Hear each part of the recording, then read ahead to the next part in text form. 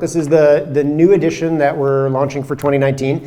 We did one of these last year as well. It was the first time that we did any kind of analysis on this data that we have and tried to extract out some interesting facts for the overall industry. So things that we talk about in here, there's market share by vendor, there's real world performance data on individual access point models, which I think is probably the most valuable part of it all because the marketing numbers don't always match what actually happens when it's put on a tower. We have some subscriber QoE. I'm not going to talk about, like there's, I don't know what we have, 20 pages in this one this time? 28 pages in this time. So I'm not going to talk about every metric, just a couple of high level ones, just to get you a sense of what's in there. We always get asked market share. So it depends how you count. If you count by the number of AP elements, and apologize, that's pretty small text. But if you count by the number of AP elements, there's more Ubiquiti APs out there. It's about 51% of the APs. But if you count by subscribers instead, then Cambium's the leader because they have 46.5% of the subscribers, and Ubiquiti's about 43%, is a small little number there. So I guess it's each one of them could claim their market by whatever, market leader by whichever dimension they choose to market to.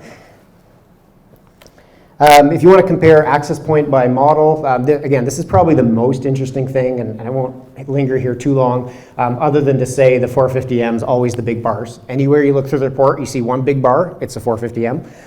But you can see the Rocket 5 AC Prism compared to EMP 2000. And this is the throughput this model achieves during peak across all of our customers. So we see for the Rocket Prism 5, we see like 2,000 or 3,000 of those. I forget what the number is. There's a lot of those. Actually, it's more than that because we see like 2,000 at 20 megahertz. So there's a lot of those that we see that we can get this data from. A little bit on channel width. This may or may not be surprising to anybody. Most access points are deployed at 20 megahertz channels. Some people equal them pretty much, I guess, at 10 and 40 megahertz. But which is maybe more interesting is how this works on a per model basis. And we break this down a little bit in the report on different models. I just have 2 of them here.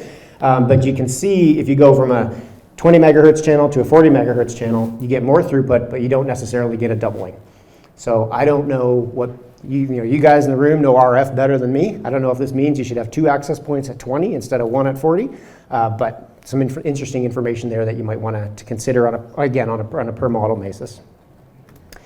The other new thing we added this year is oversubscription ratio. So essentially this is take all the plans that are on a given access point and divide it by the capacity of that access point. To tell you basically how much bandwidth has been sold on the access point versus what it's capable of. We kind of made a little bet in the office of what this was going to be. I thought this would come out at 4 or 5, like the hump there would be at 4 or 5 times oversubscription ratio.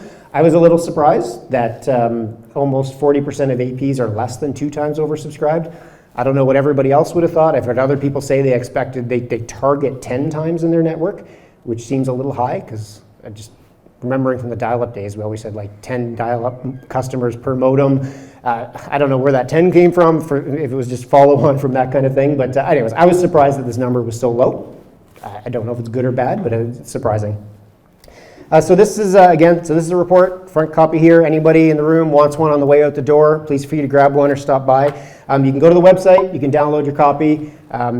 Full PDF, everything's there if you want to take a read through that. And hopefully it's useful. Hopefully it helps you plan maybe equipment purchases and understand what the individual models are capable of.